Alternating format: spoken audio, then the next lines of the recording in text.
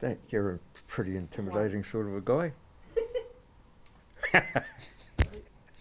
Well, we're on. Don't do that. Oh, You'll hurt your hand, mate. Whoa, Tony! Hey. Whoa, boom! Straight right, bang! There's a strong stomach. There's cardboard in there. Is it on? Is it on again? Yeah, we're all right. So was it on last time, was it, Tony? No. Rebel, you've had a lot of success and wore a lot of hats throughout your career, but the most important one would be training a world champion, and you get an opportunity to do that. Yeah, this is the top of the pile, the world heavyweight title for a women's fight. It's about the top of the pile, but you know, it's not nothing to me really. It's all about Lani. Everything's focused on Lani to get the win. I'm just a helping hand. Yeah, well, a big helping hand because you've been on board with Lani for quite some time now. Yeah, well, I mean, I've got the opportunity to help, so I help. I mean, she's a good fighter, she's a nice, fantastic person, and because of that, I let her sleep on the couch in a dusty old gym. How's that? Boom! Yeah, well, that's one of the things that's a talking point about this camp and everything, and it's back to the old days. Yeah, it's funny because like she's been offered to stay at nicer places, and people are surprised that she's staying in the gym. But I'm surprised that why wouldn't she want to stay in a boxing gym? Because if she want to be a pro boxer and be successful as a boxer, you got to live how a boxer would live. And you know, she's not the world champion yet, so until that, she's sleeping on the couch.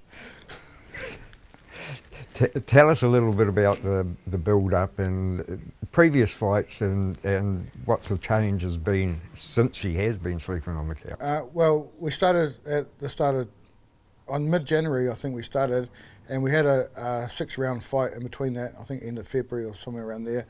And everyone's going, oh, Rebel, it's a bit risky having a fight between the title fight. I said, it's not risky because we need the money. We need some food and some gas money and that. So I said, it's not risky, it's just we need some money. So we had a little fight, we did it really good. And also we sort of ironed out some stuff that we've been working on. And a really competitive girl that she put up a really good fight. And we come away with a good win.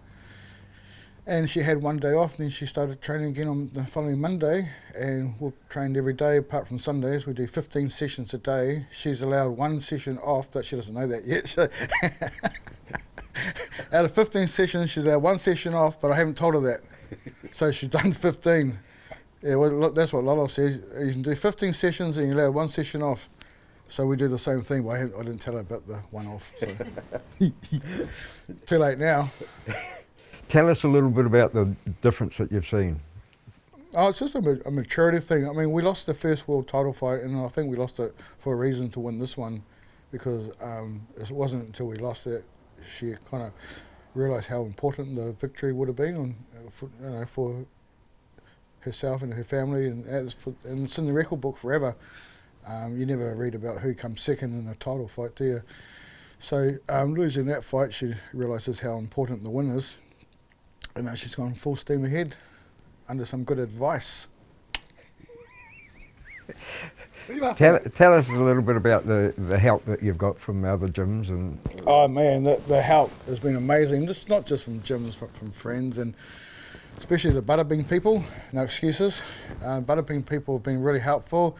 We've got money to help us along. We've got food provided and anything like vouchers or money for massages and treatment. We've got some good sparring from Tahuia from Strikeforce Gym. Peachy's Gym's been helping with Mia. My old mate, Lolo, he's been helping out in Balmoral, Lee Gar. Mayhem Gym and City Lee Gar, they've been helping out. Giovanna, our old foe, she's been wonderful. She's really been a big hand, and she's really supportive and really encouraging for Lani to win. So we've had a lot of help. We're going to start sparring Vinnie Mahoney's girls. Probably just only be able to jam 1 or 2 in, but we're going to use the ETK gym in their ring. So really, I've name dropped about every gym in Auckland, apart from the enemy. Don't talk about the enemy. over the shore. Damn them. You've worked out a game plan, obviously. You're a bit of a tactician. Can't tell you, Tony, what the game plan is. But quietly, we're going toe to toe straight away. And bang, as best I just showed you.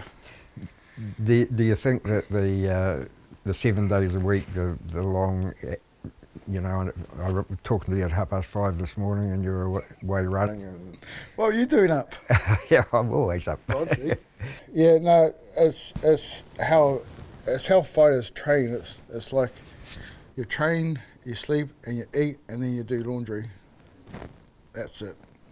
And now and then we get to do interviews like this, but this is my favourite one so far. And that's we have to do that. That's part of the. So I schedule them around our training. We've had a couple that have been while we've been training, and they just stayed at our weight. All the interviews have been actually really good. We haven't really had any bad ones, but it's just part of the job, part of the promoting. Not just Lani, but Vasco and Redline Gym, because I put in this show on, and in this time of where we are now, just after the COVID and everything, money's tight, but he's got the nuts to put the show on, and apparently he's doing really well. There's ticket sales and a lot of interest, a lot of media coming around, being nosy. That's good though, you know, because women's boxing is high now compared to what it was, like, you know, half a dozen years ago. Still got some way to go, but yeah, it is because it's been appreciated now, and there's, you know, some of the girls like Carissa Shields and Katie Taylor and Savannah Marshall, and that's just a few. And even our own Miyamoto and Baby Nansen, Deanna Smith, they've paved the way for people like Lani. So we're going to use that and not disrespect it by coming in half-hearted. We're coming in full steam. That's a top pro. So there's no reason whatsoever we can't win the fight. We haven't unprepared or nothing like that. We have 100% done everything possible to win the fight. Cheers, mate. Well done, Tony. Thank you. Camera's on. This time. Good on you, mate. Right, mate.